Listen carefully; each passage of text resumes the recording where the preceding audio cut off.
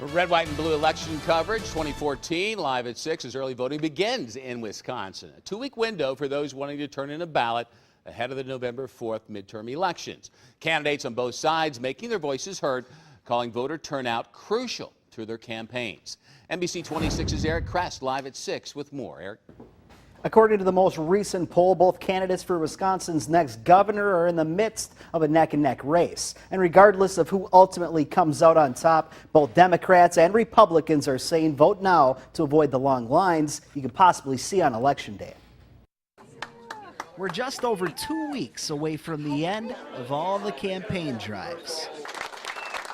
But you don't have to wait till then to vote. Early voting began today and runs through October 31st, and they're able to vote early instead of going to the polls on Election Day. At Appleton City Hall, organizers experienced a steady stream of voters on Monday.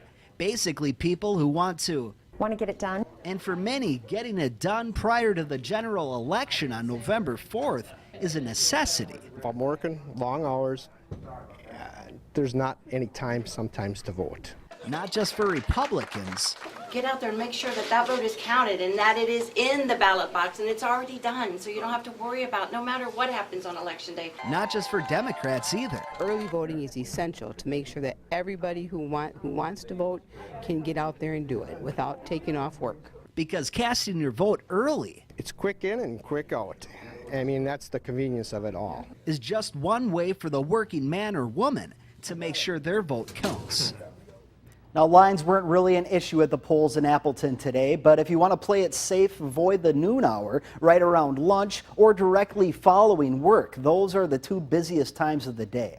Eric Krest, NBC 26. Thanks, Eric. Now, there are new rules in place for early voting in Wisconsin. The window to cast an in-person absentee ballot is from now until October 31st. Voters can fill out ballots at municipal clerk's offices from across the state. Identification not required, but new voters should bring a proof of residence like a bill with them to the clerk's office.